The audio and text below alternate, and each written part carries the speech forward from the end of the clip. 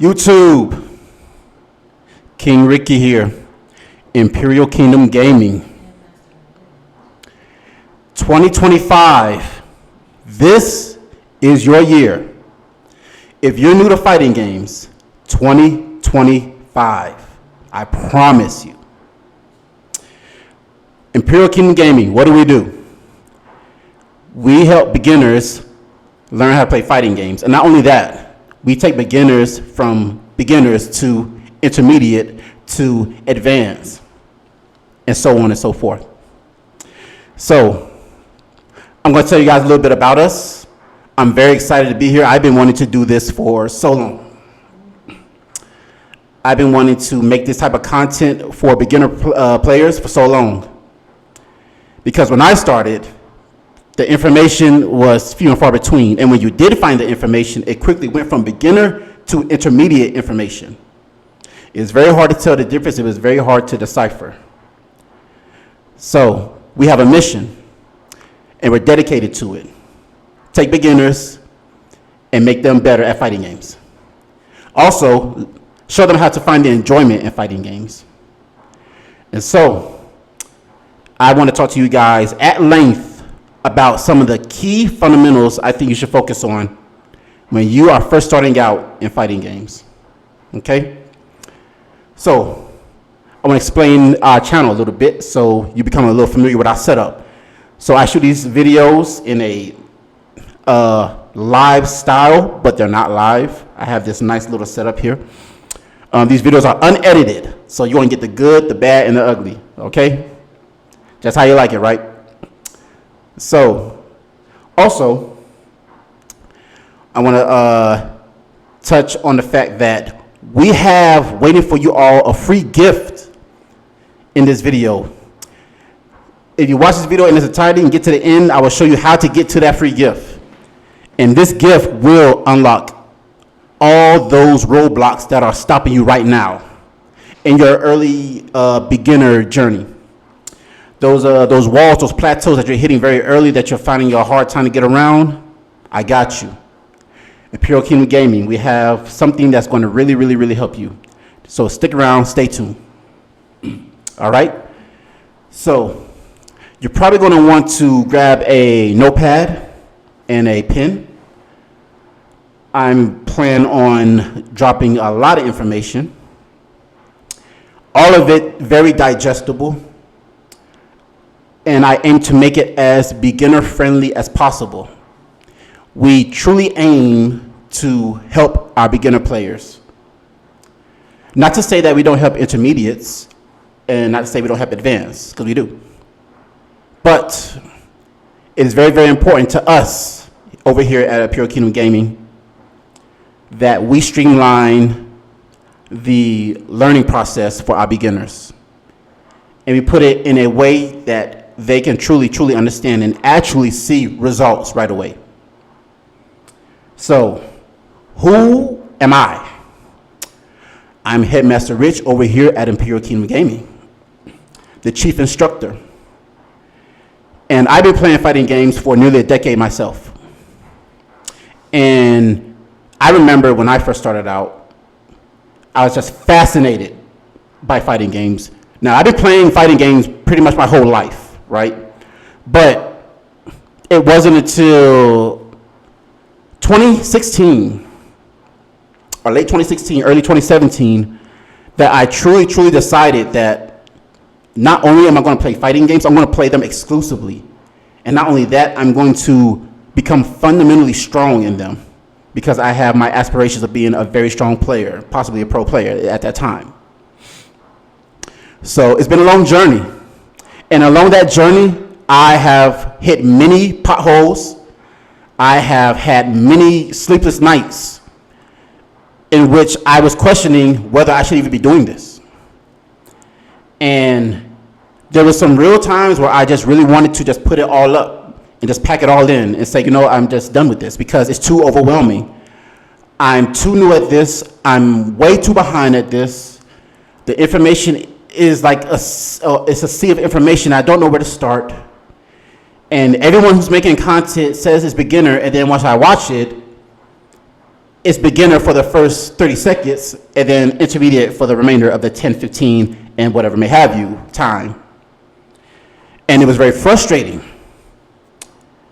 So, over my years of playing these games, all my experience I have accumulated, I have put it all together in a package.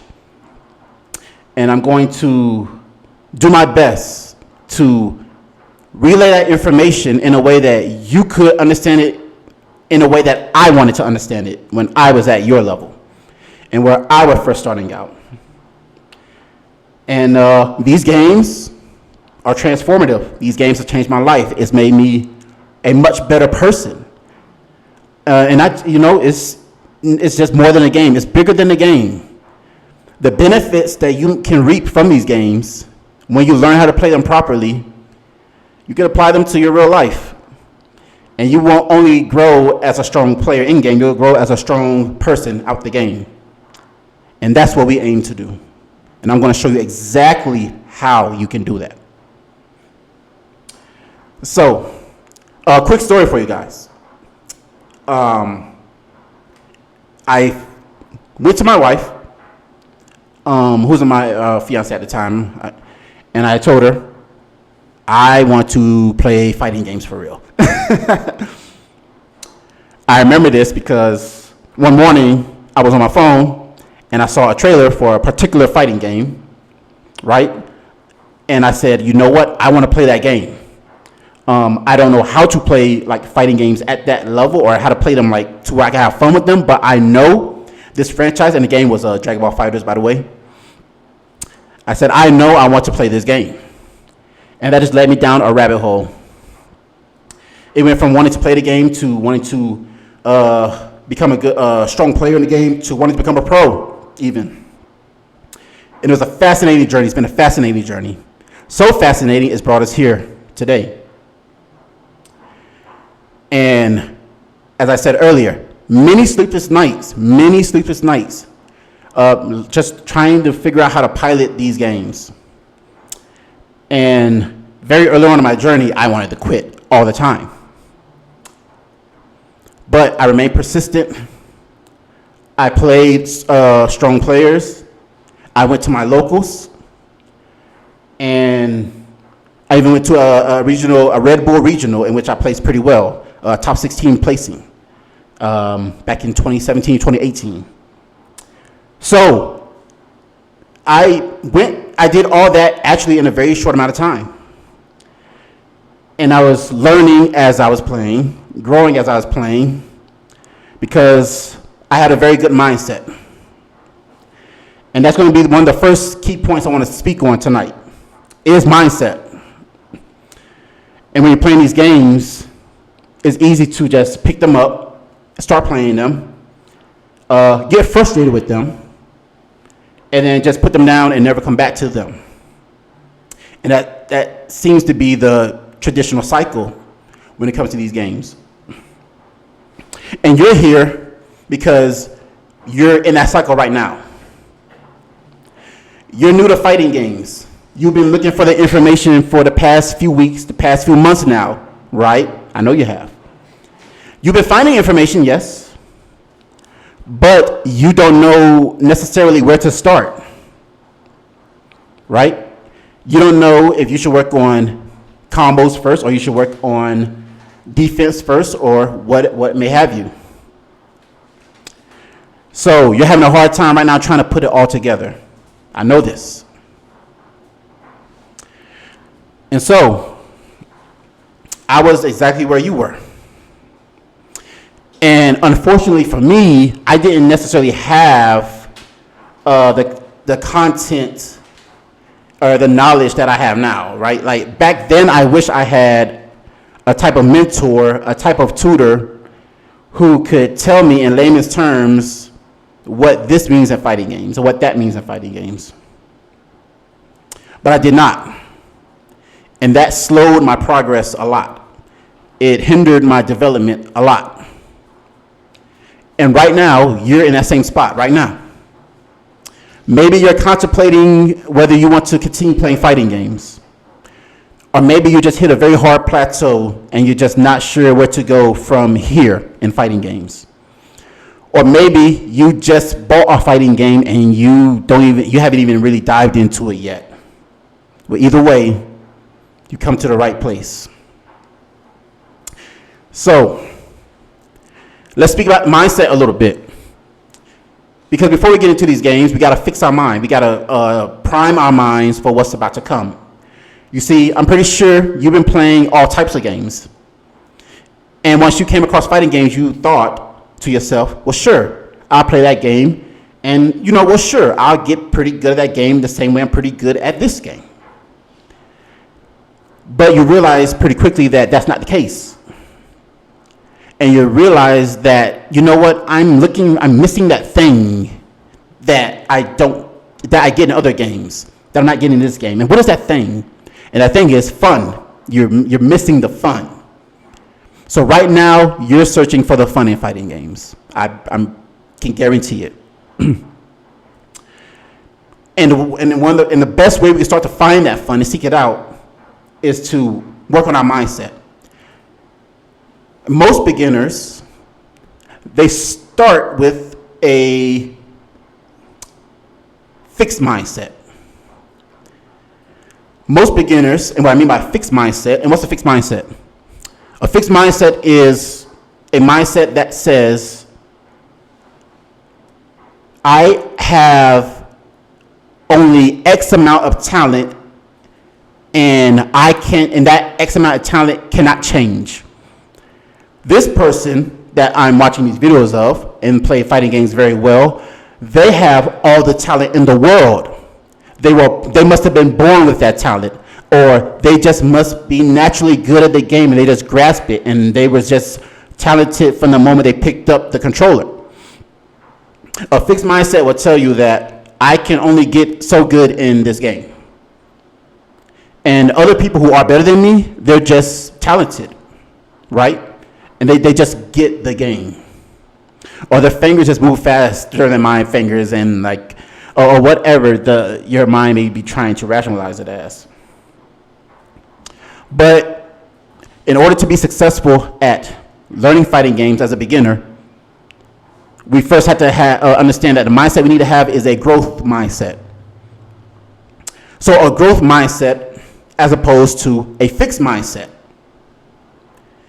is the way we want to tailor our thinking. Because you see, it's very easy to get tunnel vision in these games. And here's an example. So earlier I told you guys that the game I wanted to get into was Dragon Ball FighterZ. But the problem was, when I saw that trailer for the game, it wasn't released yet. And it wouldn't be released for the next year. It was a year away from being actually playable. So I realized, I have to, in the meantime, if I really want to play this game, and I really want to just play fighting games exclusively, me as a beginner, well, then I have to pick a fighting game that I could play in the meantime.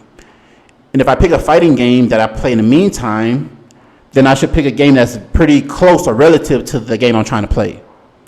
So I ended up falling into the Guilty Gear series, and my first game was Guilty Gear Rev 1. First fighting game, I mean playing fundamentally, right?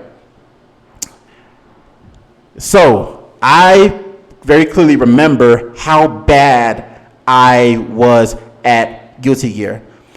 And I remember because they have a record tracker. And because I was and also my mindset was I just wanted to win, right? So I just would always track my wins and losses. Foolish, right? Foolish. I remember I played a particular character, and my first 120 games, I won 7, and I lost 123. I lost the remainder. Now, that would be enough to make anyone say, you know what, let me rethink this fighting game journey, right? Because I lost 123 times to what feels like 123 different players. And I was starting to realize, you know what? maybe my talent is just where it's at. Maybe I'm just not really cut out for this.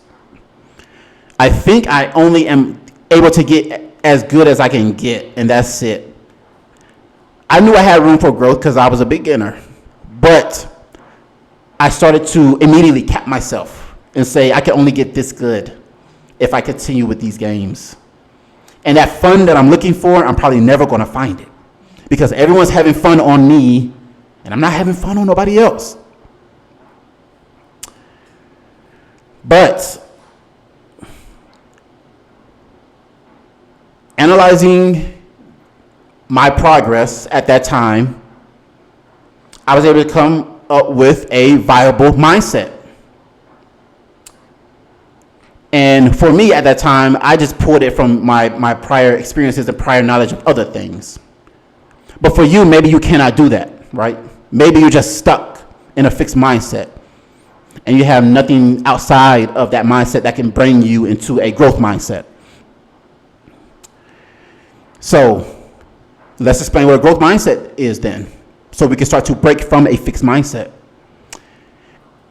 A growth mindset is a mindset that says, whether I win or whether I lose, if I did the thing that I so wanted to do, then I'm growing. I'm growing. And when you're growing and you're thinking in a growth mindset, you don't know how far you can grow. So if you don't know how far you can grow, that means you're not capping yourself. You're not giving yourself limits. You're allowing yourself to just grow as much as you can grow, because you're not doing the thing of tracking your wins or tracking your losses. So I know right now you're playing these games and you're like, wow, I can't get down my combos. I can't beat this character. I can't this or that, right? Well, what I want you to know and understand is, before you even start to tackle those issues, tackle the issue of mindset first. Tackle the issue of mindset first. Adapt a growing mindset. So how do we do that? How do we adapt a growing mindset? Well, we don't do what I did, which is track your wins and track your losses the first 3 hours of you playing the game. Right? Imagine you got that job you've been working hard for, or been trying so hard to get, and your first day on the job, not even your first day, your first 3 hours on the job, your boss is over your shoulder riding you and watching everything you're doing. And they're just like, oh, you're just terrible at this job. Oh, you're terrible. I've already see right now that you're just not cut out for this. Like, how would that feel, right? It wouldn't feel good. You would tell that boss, yo, this is my first day, right? That was what you would literally say. This is my first day. I've only been here for 3 hours. I don't even know what it is we do here yet. Right? Like, so if you would tell your boss that, you have to tell yourself that when you're playing these games. Hey, I just started these games. I don't quite know what I'm doing yet. I really don't. And you know what? That's fine. I don't know what I'm doing yet. But I'm going to allow myself space to figure out what I'm doing. So, to wrap up on this mindset piece, before you get too frustrated with yourselves and you start to want to throw it all away, find your mindset first.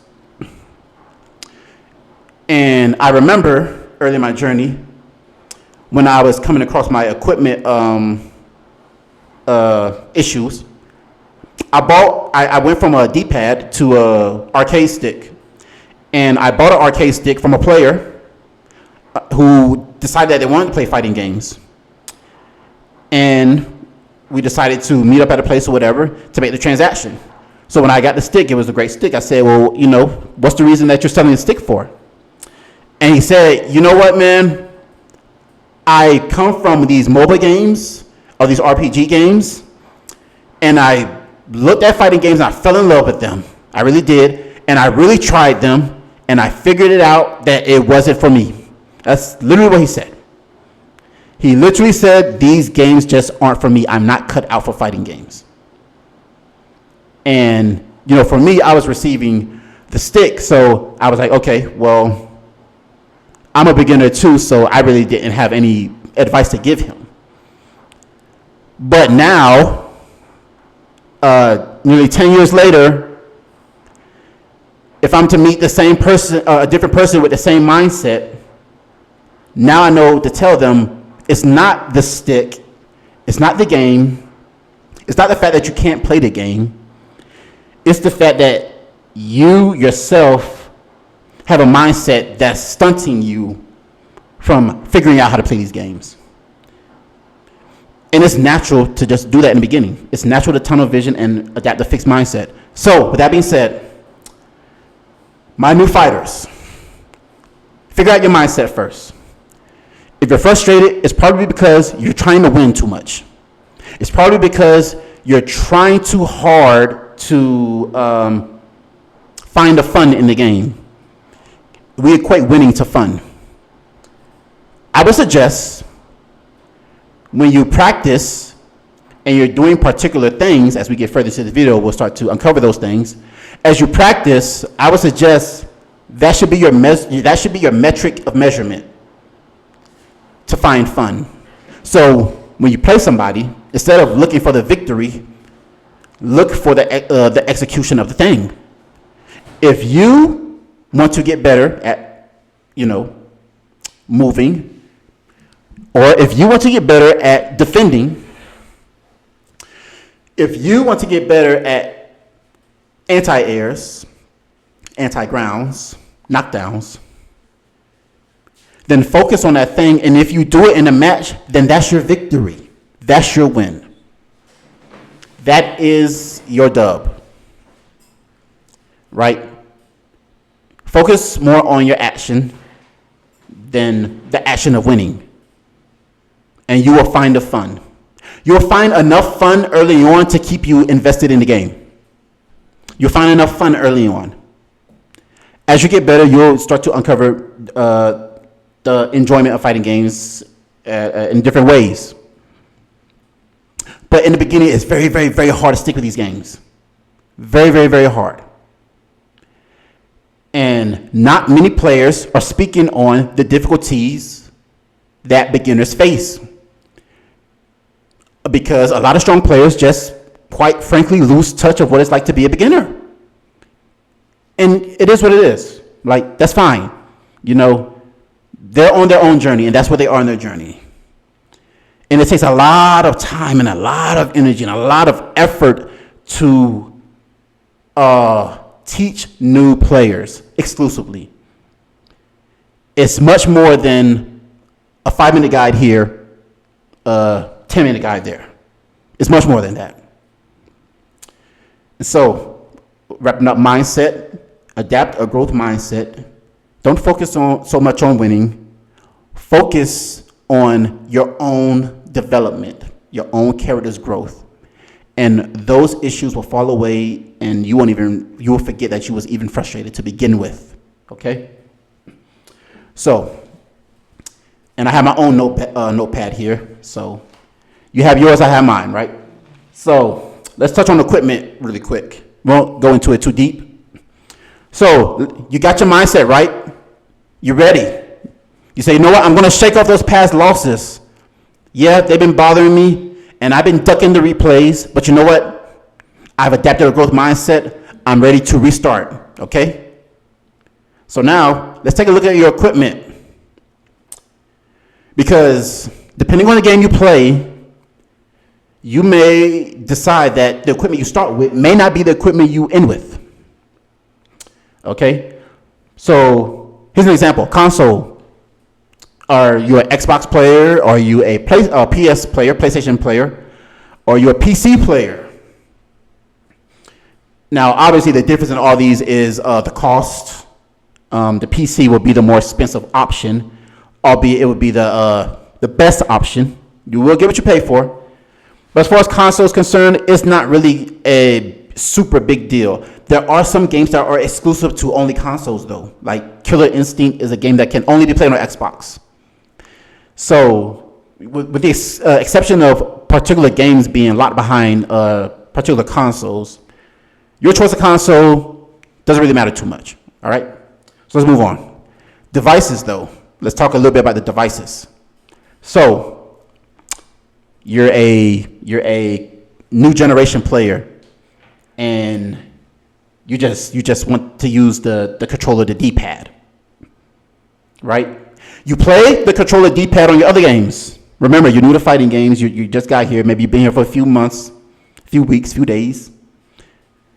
And you're starting to see or figure out, depending on the game you play, that this controller feels a little different when I play fighting games as opposed to when I play my favorite shooter or when I play my favorite, whatever, RPG game. Because fighting games are so dynamic, they affect even your devices. Even your devices must be examined carefully. So, let's take a look at the controller. We'll do a little pro-con, we'll see what's the strength, the weakness of the controller, and then we'll take a look at our other options. So a D-pad, the Pro, is lightweight. Is easier for you to sit with a correct posture with the D-pad. And you use your fingers as opposed to using an entire hand for your actions. It's cost effective. You get one, you might as well get another. And overall, it's just a pretty solid device. Those are pros of it. A few cons to it would be that the D-pad itself, where you do your directional inputs, your notations, they are buttons, if you look carefully. Maybe you never really notice that, but if you have your controller D-pad nearby, go ahead and grab it and take a look at it. And I don't have mine with me, but go ahead and take a look at it. And you'll notice that the D-pad, where you do your inputs, your movement, your directional movement, you'll notice that there are 4 little buttons on them, right? There are 4 buttons. Now, right now, that may not make sense or mean a lot, but as I start to talk about the other options, you'll see why that's a thing. So, actually, I have a D-pad right here. So, let's take a look at this one. So, your D-pad right here. If you notice, 1, 2, 3, 4 buttons. Why does that matter? Because over here, you also have 1, 2, 3, 4 buttons, right? And buttons are much different than analog stick, right? The DualShock bumpers. So, why does that matter, right? That matters. That's just, buttons are buttons, right? That's the whole point. I'm supposed to press buttons and move buttons. Well, yeah, right? Yeah. But remember, you're playing a fighting game. And this is the case for everyone. This is not the case for everyone. But for some players, they might realize that this is not the most comfortable for me. I'm trying to do these weird, crazy, out of this world inputs that the game is demanding out of me, and it's completely punishing me for failing to do. And I'm trying to do it, but I can't because I have these 4 buttons that I'm trying to do these directional inputs on. And then if you put too much pressure on those buttons, they'll become stuck, and you won't even be able to use it if you put too much pressure on it. So, pro-con. Pro, lightweight, cost-effective, very easy to take anywhere with you, right? The con, it is very limited on the input side of things, and it can hinder your range of motion, your character's range of motion, that is, when you're trying certain executions. And as I said, that would make more sense as I discover or explain the other options, because our second option that we're going to talk about, our second device, is this big freaking 90-pound machine here. So this right here is a Victrix Pro. I've had this for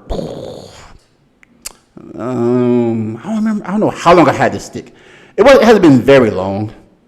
It's my first stick of this caliber, and it's pretty good. So we'll talk about the pros and cons of it.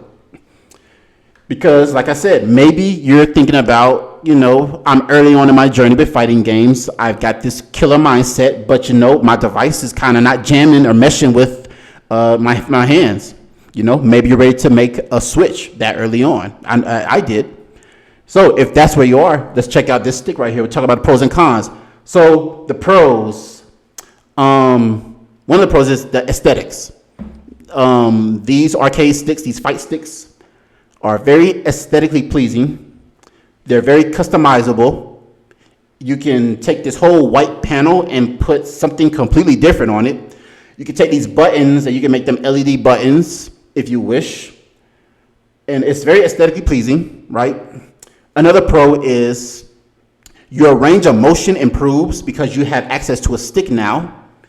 Because with the stick, you're not pressing a button. You're moving your stick the way that the game is asking you to move it, and you're able to do it the way that you see it. It's hard to do it the way you see it with the controller pad because there are buttons.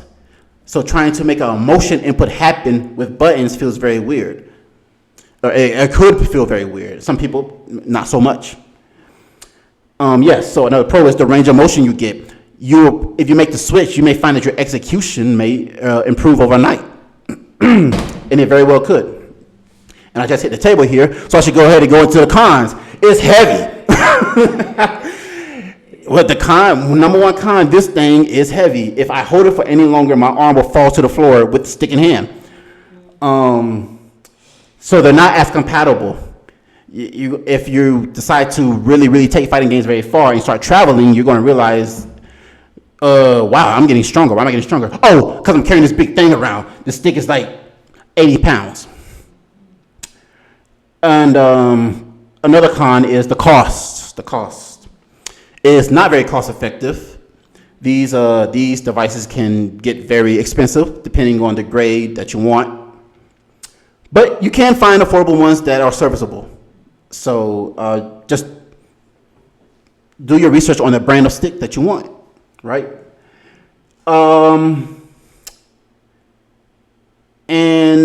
Another con is it's not wireless.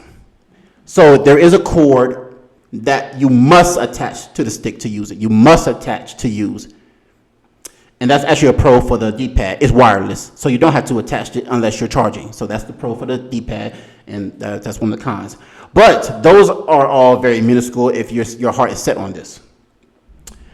So I'm probably going to put this thing down because I could feel my body screaming at me. Oh, my goodness. All right. So one more thing. Keyboard. Oh, actually, Hitbox. I kind of should save Hitbox for last because that's like the only people who are playing or using Hitbox are the veterans, not even pros, but veteran players, seasoned players are using the Hitbox, right? And the Hitbox is the same as the arcade stick I just showed you. I would like to show you again, but I'm going to die holding it. But it's the same thing as that stick, but instead of a stick that you can use, it's just another set of buttons. So one day I'll get one and I'll do a video exclusively on that. And keyboard warriors. There are also keyboard for people who just want to play on keyboard, and that's self-explanatory. Keyboard, right? So why did I tell you guys about equipment, right? Aside from it being one of the early things that you should be focused on because you can't play a game without the device, when I was playing the Guilty Gear Rev 1, I made a character switch. Excuse me. Unedited. So I was playing a character. His name was Bedman. He was crazy. I didn't know what he did. I literally did not know what he did. And he was looking at me like, why are you even playing me? You don't know what to do. Pick someone else. I said, okay. So I looked in different directions. so I could find my groove, my comfort with fighting games. I did everything in my power to just get comfortable with fighting games first before I could just do anything else. So I had to pick a character that I liked. So I came across a character name was Zato, and I decided to play this character, and I was having fun with the character, and I was using the D-pad controller, and everything was good. But then, as I started to learn more about the character, and I started to study the players who use this character, I noticed that they did not use a D-pad controller. The players who played this character use a arcade stick, and I thought that was interesting. I was thinking, why use the arcade stick? I just didn't really understand why they used the stick. So I decided to just look into it. And it didn't take me long to find out that the character actually benefits more from a stick than from a D-pad. Now, that could be debatable across some platforms, but because of the character's design, and I don't want to use too many terms to confuse anyone, but because of the character's design, it was just much easier to use a stick to control the character. Literally. It's as if you go to a car dealership and you decide, do I want an automatic or do I want a manual? Some people will say that they prefer manual. Some people say that certain vehicles do better with a manual transmission as opposed to an automatic transmission. Same thing. So maybe you're playing, like maybe you're just where I was, because that's where I was. I wasn't playing fighting games very long before I made the switch. I think it was like maybe 2 months. And maybe that's where you are. Maybe you're just going back and forth with yourself about, maybe I should invest my money into one of those devices because, I don't know, maybe I see everybody else using it, or I just think it's cool looking, or maybe you just figured out, hey, my character benefits more from this. So if that's where you are right now, as far as our equipment segment goes, if that's where you are right now, those are the pros and cons of each device. And I'll go ahead and go a step further and give my recommendations for the devices that you should be using for said games. And this is just preference. But it may work for you, depending on the game you're at. So let's say you're playing a 3D game like Tekken. You're playing Tekken. Tekken's your first game. It's not Guilty Gear Rev 1 like it was my first game. Your first game is Tekken. Well, I think in a game like Tekken, the D-pad is wonderful. It's wonderful. I play the stick primarily on most fighting games. But when I play Tekken, and I do play the stick on Tekken, but I notice when I use the D-pad, it just feels easier for my hands to move the character. The movement with the D-pad in Tekken feels better. I just use a stick because I just like using the stick. But it would be easier for me personally to just use the D-pad, and the execution would probably be better for me, and I probably do better. So if you're playing a game like Tekken, then the D-pad is perfect. Now let's say you're playing a 2D a game like Street Fighter, and Street Fighter is your first game, or something like Mortal Kombat, right? Or Marvel, the Marvel series. I think using a device like the stick is a much better option because the game demands a lot of input notations, and we'll get into notations a little later, but the game demands a lot of inputs. So, for a game like Tekken, for a 2D fighters like Street Fighter, I think the stick's better. So, all about preference. Whichever fighting game you're playing, and whichever character you're playing, if you have the budget to do it, why not just go ahead and get them all and see which works best for you. So, I'm going to go ahead and get into the next thing. So far, let's cover the 2 points we covered so far so that we're still on point, right? So far, we talked about the mindset and having a growth mindset as opposed to a fixed mindset. And we just covered our equipment, all right? Let's go ahead and get into our terminology, because now Now that you got your killer mindset and you got your equipment set up, now you're trying to figure out the lingo, the jargon of these games you're playing. Maybe you found something in the tutorial and you didn't really know what they meant by anti-air. So there are so many terminologies that I'm going to do its own video and cover mostly all of them. But for the sake of this video, for the sake of time, I'm going to cover 5 of them. Do 5. And give you 5 terminologies, and we'll just cover them pretty briefly. So, you pretty much already know things like combos.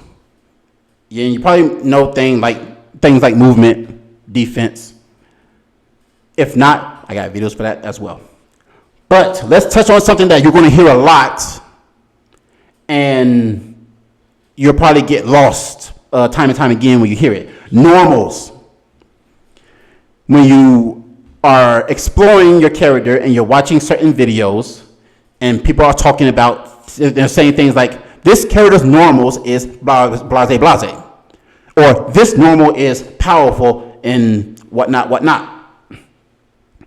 So, what do they mean when they say normals? Very easy. A normal is your action buttons, your attack buttons. Whatever makes your character attack is almost probably going to be your normal. If you press a button by itself, here's an example, like the X button.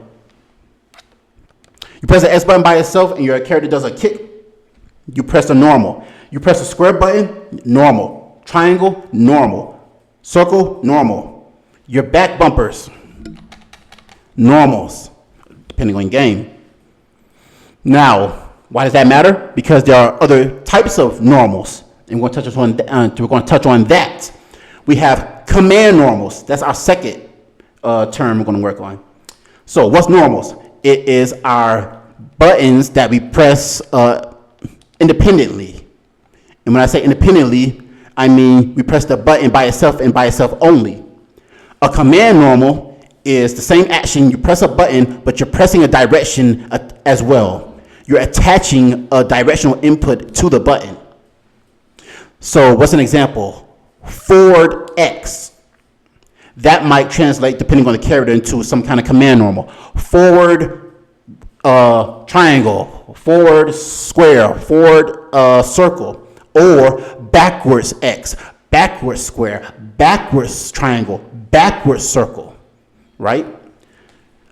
Or maybe it's down back or down forward. The point is, it's a direction in front of a button. And that's what a command normal is. When you're in your tutorial guides inside the games, they're going to be asking you things like perform this command normal or whatnot. Or they'll show you a button with a input attached to it. And maybe they won't explain to you that that's a command normal.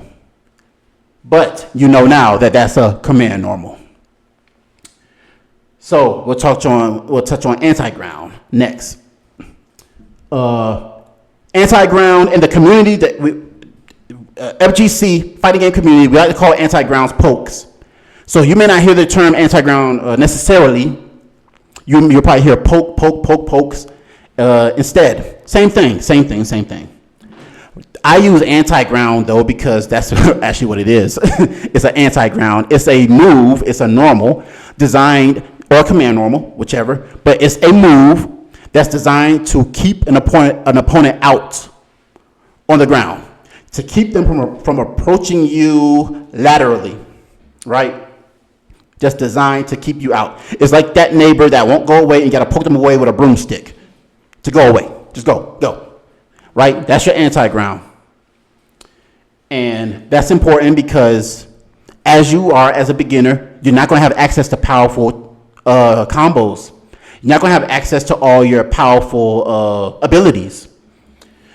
And it's just very, very, very normal for beginners to go straight into the powerful stuff. Immediately they want to learn level super, right? Immediately they want to learn some kind of flashy move. Immediately they want to learn their character's strongest move, their strongest attack, right? However, Your opponent who's fighting you, let's say they're better than you, they're not going to use their strongest stuff on you, even if they're like light years better than you. They're going to literally beat you out with normals, poke you out with anti-grounds, and anti-air you. And then they will decide, should I open up my second layer? But guess what? That's not going to happen to you because we're going to develop your foundational layer, right?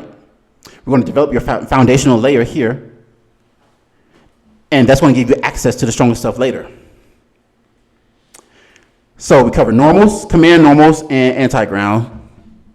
Inevitably, we're going to get into anti-air. Now I can talk about anti-air forever. But anti-air, what's an anti-air? It is the peanut butter to our jelly, the anti-ground. Our anti-air does exactly what our anti-ground does, but it keeps aerial opponents from jumping in on you. It protects you vertically from any jump-ins. It's a move that just simply knocks them out of the sky. It's that fly that's flying around your barbecue, your outdoor birthday party, and your anti-air is that electric swatter. Zzz, you know it. Knock it right out of the sky. And you know you hit it because it makes that sound. That's our anti-air, okay? Very simple. Ain't nobody pulling out a assault rifle to take out a little fly. We don't need to. Just something very small. Okay, so that's been, so far, normals, number 1. Command normals, number 2. Anti-ground, number 3. Anti-air, number 4. Let's get into our 5th term, neutral. Neutral. Now, neutral is so mystifying. It has even advanced players scratching their heads. They're doing this. Neutral, what's that?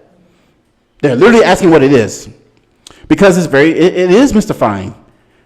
We like to say that it's like rock, paper, scissors, which it kind of is, and it kind of ain't. But in layman's terms, for you beginner fighters, you're just starting out, neutral is very simply the middle of the screen. We start hearing things like, I should have did this in neutral, or this character can do this in neutral, whatever. Just know they're saying what the character can do in the middle of the screen. There are options in the middle of the screen, right? Obviously, it's more than that.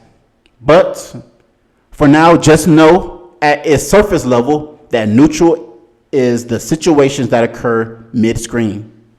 Okay? So, we're going to wrap up the terminology with those 5 points. And let's go ahead and move into archetypes. Because now, look at you. You're doing it. You acquired that growth mindset. You said, when I train and I practice and I face off against my opponent, if I use my sweep, if I use my normal, if I use my command normal, and it hits them, then I am growing. Right? You've adapted that mindset. And you found your equipment set up. I'm doing really well with the D-pad. I'm just going to stay with D-pad. I like the way it's going with me and my character. I'm meshing with this. Or, you know what, it's time to switch. Let me try the arcade stick. You know what, this was better for me. I'm starting to see some development. Yeah, I got to learn a whole new setup, but I know my ceiling is higher if I use this. That's where you are with equipment. And now you acquire the terminology. Okay, I'm thinking of all the things. I got it. Right? And so, you're dealing with archetypes now. Or rather, you queue it up, and you're waiting in matchmaking, and you find an opponent, and the little commentator says, fight. The fight starts, and you're getting pushed back. You get pushed back. You jump in, get knocked out of the air. You advance on the ground, get pushed back. Something's happening to you that hasn't really happened in your other fights. You know what just happened to you? You have encountered a zoner. You just came across your first zoner. And you'll know that something is wrong because you literally cannot get close to them.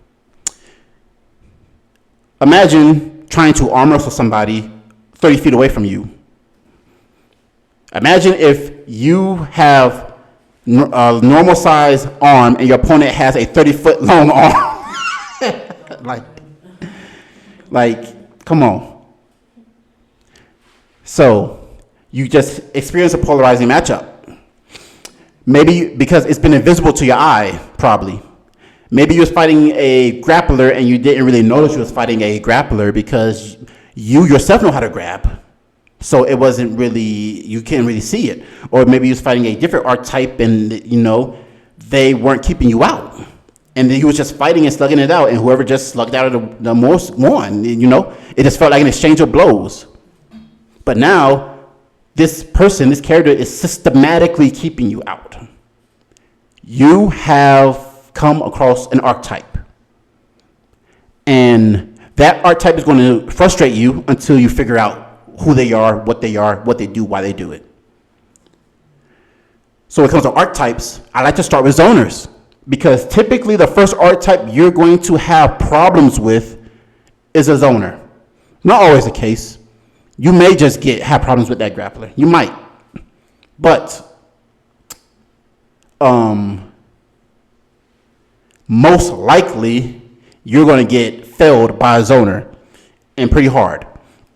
So what is a zoner? Let's just keep it simple. A zoner is a character that's designed to systematically keep you away from them. They have tools that can keep you out on the ground and tools that can keep you out through the air. Right? And that's what they do. And it's very difficult to approach them. So, what other archetypes are there? As I mentioned before, we have a grappler. What's a grappler? A grappler is an archetype that specializes in grabbing you 10 different ways all day, every day. All they do is grab you, right? It's pretty easy to identify that. Another archetype is our very bread and butter foundational balanced archetype. And what's a balanced archetype? Because you're new, it's invisible to your eye. You just think you're fighting a character. A balanced archetype is a character that does well at all ranges. They do well at far range. They do well in the mid. They do well up close. Right?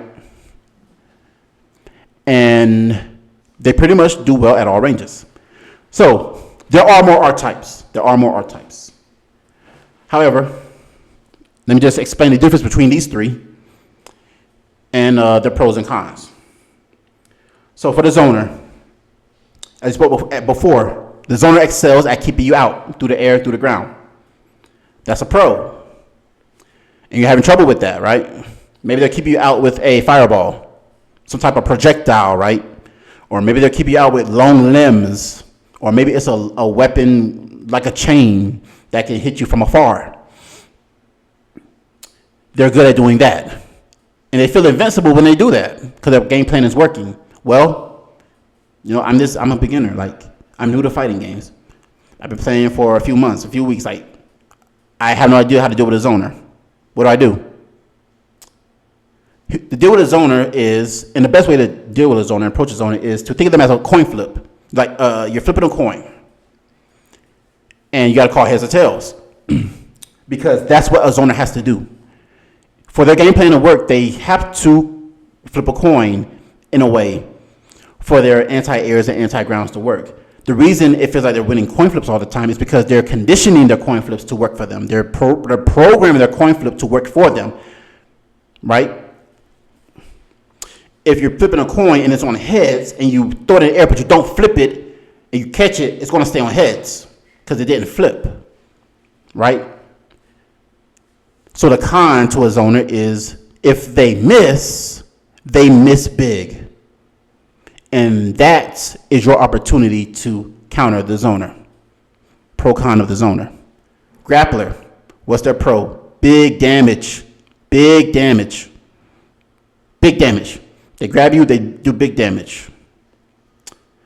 That's their pro. What's their con? Typically, grapplers are very slow characters. The movement is very sluggish. And also, they don't have long reaching limbs, typically. They don't have very powerful anti-ground tools. And they're also limited in their anti-air options, typically. Not all the time, but mostly. And it's very hard for them to catch up to you because they're very slow most of the time. So, pro, they do big damage, they grab you. Con, they can't catch you, they do no damage. And are balanced. Now, they seem like the clear winner here. What's the pro to balance? They excel at all ranges. They excel at far range, like a zoner does. They excel at close range, like a grappler does. And they even do well in the mid-range, where the zoner and the grappler kind of struggle. But the problem with the balance archetype is, although they have an answer for almost every situation, they can never be special in any one thing. They can never be a master of any one thing, like a zoner could be a master at far range, or a grappler could be a master at close range. They're always just a Swiss Army knife, like a little jackknife. They have all the tools, but they don't really do any one thing particularly well. And that can limit them when they're up against specialist characters that do excel at certain things. So, although there are more archetypes, the three that you'll encounter most frequently will be zoners, it will be grapplers, and it will be balanced characters. Okay? And just to remind you guys, because you're so wonderful, you stuck around this long, I have a free gift for you at the end. I have a free gift for you that's really going to put all this together. In case you're still struggling to digest these things that I'm putting down, have a free gift that's going to glue it all together. Because we are getting towards the end of this video, and I didn't realize I've been speaking for so long. But either way, we're about to wrap it up a little bit. But we have a few more points. I want to cover a few more points because I wish I had this when I was a beginner. I wish I had this as a beginner. You know what I did as a beginner? Struggled. That's what I did as a beginner. I play these games. I say, cool, awesome. I would go to work. I would try to find information while I'm at work. And then when I found something that I thought was digestible enough, I would just watch that thing or listen to that thing to keep me in a mindset, to keep me in a growth mindset and keep me primed and ready. And although I did find some stuff, it was not beginner friendly. It just wasn't. I had to just keep watching intermediate stuff over and over and over until I just kind of became intermediate. Like, that's just really what it was. There was just nothing geared specifically towards beginners. And if it was just a one-off thing. And I bet that's what you've been finding. One-off things. But no. I'm relaying this information this passionately, this clearly, because that's what I was missing. And so many times it just almost derailed me completely from playing fighting games. Without the support of my fiance, now wife, I would have quit these games a long time ago. And that's just what it is.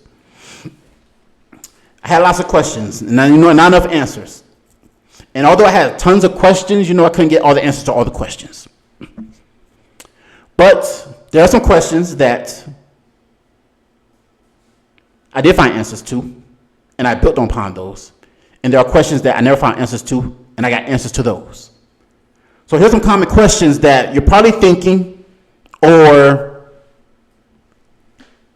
you had a thought of and just thought, wow, maybe that is something that I could use myself. So here's a question. Here's just one of the questions. Let's just go over a few questions, right? So, which fighting game should I start with? Let's say that's one of your questions. Because maybe you're playing the game and you're not doing well in that game and you're not finding the fun in that game and you're just like, well, no, maybe this game's not for me. right? Well, there really isn't any wrong game to start with, but I do think some games are more difficult than others.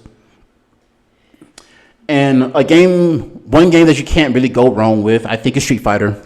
Street Fighter is a very, especially now, Street Fighter 6 current iteration, it is a very accessible game for beginners.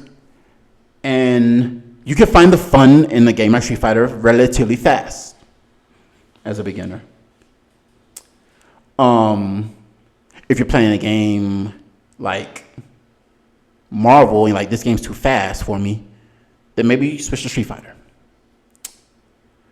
Or maybe you're playing Street Fighter and you're like, this game ain't fast enough. You can play a game like Marvel. Or if you're just looking for a realistic, like my wife, for example, my wife loves Tekken. She loves Tekken because the characters look real. Like they look like realistic. And she like gets the fight more because they look realistic and the movement is on an axis. It's like a 360 axis. Like you can cover the whole stage and it's not side to side. Like 2Ds are left to right, right to left. Tekken is just all around, like it's open space. So if you're playing a game like Marvel or Street Fighter and you're like, well, I can't like jive with this game because I can't like really figure out like how the fundamentals apply to this game, then playing a game like Tekken can really help because it can maybe put you in a mindset of this looks more realistic. My mind can like apply the fundamentals to this game because I can clearly see how a anti-ground looks in Tekken. I can clearly see how movement looks in Tekken. Or I can clearly see how defense looks. So, which fighting game should I start with? You can start with any fighting game, but some games are slower than others. So, some good starters would be Street Fighter, Tekken, and possibly Marvel. But, hey, start with any game, really. I started with Guilty Gear. And that's a very difficult game. At least it was. Okay, so what's another question? I keep mashing. Headmaster Rich, help me. Why? I keep mashing. Why? Why I keep mashing? Why am I mashing? Why is that? Well, you're mashing because, well, first of all, mashing in itself is, as a beginner, frowned upon. People will tell you, you shouldn't be mashing. Don't be mashing. Mashing. And they're right to an extent. But if you feel like you're mashing too much, take this to heart. You're supposed to mash sometimes, right? If you feel like you're mashing all the time, your problem right now is you're trying to eliminate mashing altogether. And you cannot do that. You can't do that. Your best players in the world still mash. They have to mash. They will tell you, I'm not even joking, they will literally tell you have to mash in certain situations. And you do. It's just knowing when to mash. And right now you're mashing because you have lots of nerves. You're new to these games. You're mashing, which is pressing buttons rapidly. You're doing a lot of, you hear that? You're doing a lot of that. And that's fine. That's fine. Like your nerves are, it's mashing not a bad thing. It's your fingers are trying their best to defend you. Like they're just trying their best to help you win. It's not bad to feel like you are pressing a button repeatedly over and over and over and over and over. And sometimes it works and most of the times it don't work. So don't stop pressing buttons. It's just the volume of buttons and the frequency at which you press them at will have to be deduced. And that comes with experience. That comes with watching your replays too. We'll get into that in later videos. And most importantly, it just really boils down to your preparation that you probably did not take before you play the games. You probably did not take deep breaths. You probably did not stretch and walk around the neighborhood to loosen up. You probably didn't eat a light snack. You probably didn't acquire your mindset before the game started. Lots of reasons why people mash. Lots of reasons. But it's typically the easiest things like nerves. Just nerves. So if you feel like you're pressing buttons too much, don't feel bad. Don't feel bad. Don't feel bad. Just understand I have to press less buttons with less volume, less frequency. But it is good that you're pressing buttons. So don't feel bad if you feel like you're mashing too much. So here's another question. These are questions I was asking as a beginner. It kind of ties into the one we just asked. Why am I so nervous when I play? So you feel like you've gotten better. What now? Uh-oh, you did it. You did the crazy thing. I know what you did. I know what you did because I did it too. I saw you do it. You went to rank. Oh, yes, you did. You said, I beat the story mode. I did it. I beat the story mode. I even did a little good in casuals. You know, I'm getting used to what it's like to play against a person as opposed to a computer, right? And I'm starting to adjust to the tempo of a fighting game. But you did that cardinal sin, like you did that forbidden thing. You went to rank. Too early, a little too early. And you felt something in rank that you did not feel in story mode or in the casual match. Casual matchmaking. You felt something different. Don't tell me you didn't. I know you did. I did too. I definitely did. I went to rank and I said, I faded. I went back to the hedge like Homer. I said, I'm good. I'm going back to the hedge. It didn't feel good. Why? Because my nerves exploded. My nerves just completely exploded. The nerves the nerves that you have in story mode playing against a computer, very manageable. When you play casual and just for fun, that you do have nerves, but you start to grow accustomed to like controlling your nerves in casual at some point. But it's always when you decide to hit rank that your nerves get on 10. They explode. Why is that? Well, one of the main reasons is you're meeting a new person. Like, if you're on a bus and someone sits next to you and they spark up a conversation that maybe you wasn't ready for, you'll probably have some nerves. If you're not a very social person, you may have some nerves. Even if you are, you don't know the person, right? They're a stranger. You're nervous because you don't know what to say, or you're nervous because you don't even know what their intentions are. And it's normal to feel that in fighting games because it's the same thing. You're meeting a new person, right? Now imagine this person on the bus who sat down next to you, got up and assumed a fighting stance and said, "Let's go." Right? Your nerves gonna be, oh, you bringing that thing to get off at the next stop. Your nerves is gonna be insane because it's a fight. It's a fight. Why am I so nervous when I play? Because you're fighting. It's scary to fight.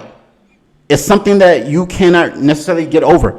As not even your best players in fighting games, because yes, this happens to them, but as any world champion in any real combat sport, they will tell you they never ever get over nerves. It's impossible. And not even combat sports, just any sport, any sport that requires competition or anything that requires competition, you are going to feel nervous.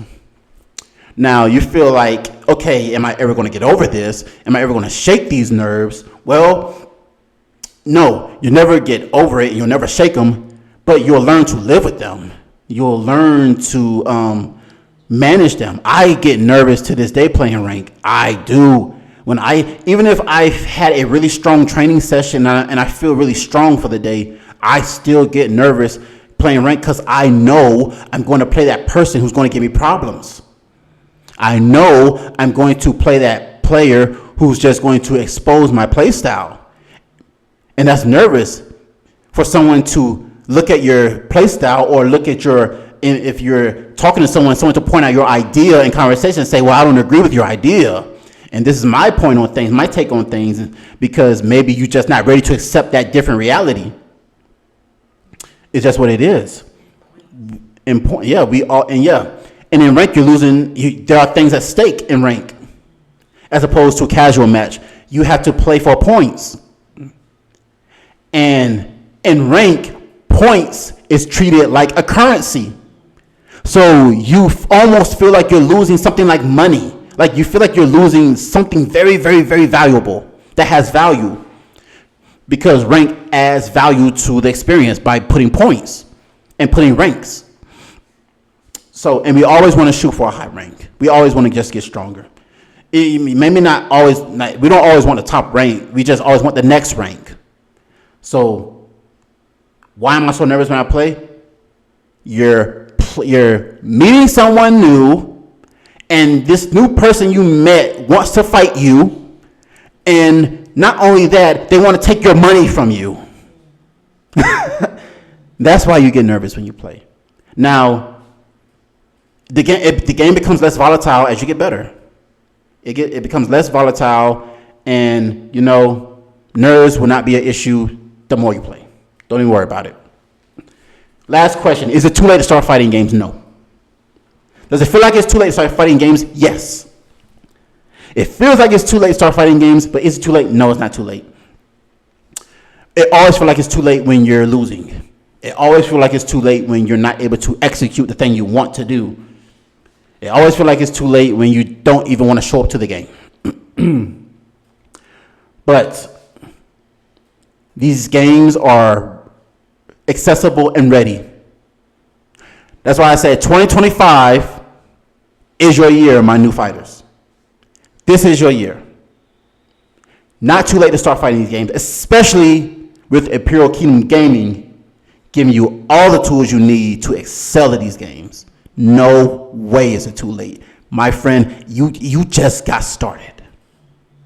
You're just getting started. Okay? And since I love you guys so much, I'll cover one more thing. Right? I'll just do one more thing. Let's talk a little bit about notations. Notations. So what's a notation? A notation is a input, is inputs and commands. Inputs and commands. Mostly inputs. So what is it? Like I said, forward movement, backwards movement, up to jump, up forward to jump, up backwards to jump, down forward to crouch, and down forward to walk forward or crouch, depending on the game, right? Those are all your notations. I say this and I cover this because you also did the forbidden thing of going to watch combo videos before you did anything else, before you acquire your mindset and all that stuff. You went straight to combo videos because you said, I'm a legend. I just started and I'm a legend. I need combos to be even more legendary. And you found videos, yes, but you realize that the combo videos are not necessarily beginner friendly, and these creators are putting these little weird numbers and symbols to show what the combo is on paper. And you're like, what is this? Like hieroglyphics. Like, what am I looking at? This is not normal. This is alien language. Like, fighting game players are aliens because they're speaking an alien language. I can't understand it. But you just came across a combo recipe that has notations in it. And it's very hard to see and understand notations now because there's not really anything. I mean, there are things to clearly show what notations are, but even when you know what notations are, they're still hard to understand. For example, 236, 214, right? What's the dragon punch one? I can't remember off the top of my head. But anyway, you'll see a lot of 236s and a lot of 214s, or you'll see 412, 236, things like that. So, notations. I speak on notations because You already went and saw combo videos, and you ran away because you saw alien language and you didn't know what it means. And I'm telling you, what you saw was notations. And don't worry, Headmaster Rich has you covered when it comes to notations. I completely am going to clear that up for you. Okay? Not going to speak too much more about notations. All right? So, as a matter of fact, we're about to get ready to wrap it all up. Bring it all together, all right? So, let's recap on everything that we pretty much spoke about in some reasonable length. All right? So, we learned that we want to acquire a growth mindset as opposed to a fixed mindset. What's a fixed mindset? A fixed mindset is a mindset that says, I only have X amount of talent, and I can never go past that. I only have 10 points of talent. I can never get 20 points of talent. I can never get 50 points of talent. I can only get 10 points of talent. That's what a fixed mindset tells you. I can only this. And that person, they got that because they started with that much, right? But a growth mindset says, my talent is not limited to a cap. My talent can grow to whatever ceiling I allow it to grow to. And the people around me have also grown to that talent because they just didn't start out talented. They didn't pick up this game and become a world champion. Our best players in this community have struggled. Our best players. And a lot of these players have been playing for 20 plus years. I had someone message me, I think a couple years ago, when I was playing Guilty Gear Strive. They weren't a pro or nothing, but they were just a normal player. They messaged me. We played a really strong set in the Celestial floor. They was like, yo, how are you, first of all, they said, yo, I'm bad at this game. I said, huh? How are you saying you're bad at this game? You're at the Celestial floor. He said, man, I play these games, and I just still don't understand them. I'm like, I totally get that. He said, no, you don't understand. I've been playing fighting games for over 25 years. I said, wait, what? He said, I've been playing these games for over 25 years, and I still do not know what I'm doing. I'm just playing off intuition. And we talked for a little bit. But and this player was dead serious. They've been playing for over 25 years, and they are saying, I'm clueless to what I'm doing. And that's not a slight to him or anything, but that's just an example that people have been playing these games for a long time, and they still don't have a strong foundation or any foundation. And that's just how it is because the information is just so randomly placed. It's scattered. It's randomly placed. Might as well turn the lights off in the room and say, go, find, just look for it. But that's not going to happen here. We're going to streamline your success because you have acquired a growth mindset and not a fixed mindset. And you figured out, what, my equipment is working for me, or maybe my equipment is not working for me, right? And maybe you're making a switch to arcade stick or making a switch to PC, or maybe you're switching your fighting game to fit whatever you have now. So equipment was the second thing we covered in that regard. Our third thing we covered tonight was terminology, right? We spoke about 5 terms, and albeit that there's about hundreds of terms. Some of the most common ones you're going to see are normals, command normals, anti-ground or poke, anti-air, and neutral, right? And we spoke a little bit about those. And then the archetypes.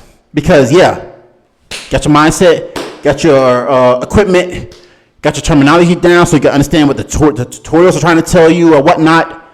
And then, boom, you hit a zoner. Or then, boom, you get grabbed by a grappler. Or then, boom, you get zoned out and grabbed by balanced, because they can do it all. You came across your archetype. And we figured out, or we identified what our archetypes are, what they excel at, what they don't excel at. And then we answer some questions. That's our fourth thing we covered tonight. We answer some questions. Some common questions that even after all this information that you got, maybe you're still unsure. Maybe you just still doubt, a little bit, if you really can do this. And we cleared it up. Because it's not too late for you to start fighting games. 2025 is your year, especially if you're here at IKG. You keep mashing, but that's okay. It's natural to mash. You're nervous when you play, but that's okay because you're fighting someone new. You met someone new and they want to fight you. And if it's ranked, then you got something on the line. And the fighting game that you should start with, well, you identify the fighting game you should start with. And if you can't choose between Tekken or Street Fighter, or if you favor one over the other, or you're not sure you favor one or the other, then maybe you should get both. But either way, some common questions there that we answered. And notations. Now, I didn't go too deep into notations because notations is very, very, can be complex, especially if you're not good with numbers, right? But we identify that notations are inputs, our range of motions in which our character reacts to with movement. Be it jumping, moving backwards, moving forwards, or crouching forward, to move, crouching forward, like in Tekken, you could crouch forward, and things of that nature. And so, I made a promise to you all that there is going to be a free gift for you at the end of this video. And we're going to fulfill that promise right now, right? So, in the description, in this channel's description, you'll find a link, okay? And if you click that link, it will lead you to a page in which you can download my Ultimate Beginner's Guide to Fighting Games, right? You can download that, and it will give you more information on the things that we covered tonight. It's Ultimate Beginner's Guide to Fighting Game Secrets, okay? And that's going to be the glue that's going to hold this whole project that you're working on together, right? It's going to solidify a lot of your, the holes in your game. And it's completely free. It's a free guide. It's 45 pages. It's a PDF you download. And it's going to revolutionize your game. My guarantee. My guarantee.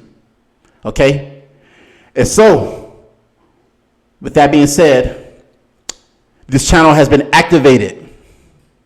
Welcome to Imperial Kingdom Gaming, where we take beginners to intermediates and then to advanced. And you are next in line. This is your year. Do not quit fighting games. Don't stop playing them. Continue to play the fighting games. Continue to grow. Continue to come back here and streamline your learning process. We specialize in helping beginners. You will never watch a video of ours and walk away wondering if it was intermediate or beginner. No, it'll be very clear. It'll be very clear. And yes, we do help intermediates and we do help advanced. But right now, our hard focus is beginners. And primarily always will be. Okay? And so, and also, we come here, treat this like a night school, right? I want this to have like a night school vibe. Like, you're here to learn fighting games legitimately, seriously. Right? And we're here to have those conversations. So always be ready to bring your pen, bring your paper, and be on the lookout for our future content because I want to start doing lives. You see this whiteboard behind me? I'm going to start using that on lives. I'm going to start like in real time just drawing out and writing out the things that we're speaking about so we can have a visual confirmation of the information. We can really see it, right? And we can really understand it. We can really dig deep into it. That's what this channel is all about. I don't want you to spend 10 years wandering in the desert, looking for the promised land of fighting game success. That's not going to happen. We're going to take you out the desert and straight into the oasis in lightning fast time. And anyone can do it. I taught my wife how to play fighting games. And she was a nurse, and she was not very big into fighting games until she met me. Not big into any gaming, really. Hardworking woman. And even now, 3 kids later, and we got her to a relatively good rank in Tekken in like 10 days. And she didn't even do everything that I really wanted to tell her, right? Because she's a beginner. Don't want to overload with information. But with all that being said, keep a lookout for us in the future, because we will be dropping lots more content of this format, and we'll be doing lives as well. And we'll also have possibly other gifts to give you. And so, as much as it pains me to say this, we must part ways. We must wrap this video up and call it a night. Very hard for me to do, because I want to talk forever about this, because this is just so nostalgic to me. It just puts me back to where I was as a beginner. And I just wish I had this type of information right away. So check us out. Like this video if it helped you. If anything I said helped you, like, subscribe, share with other beginners. Spread the word.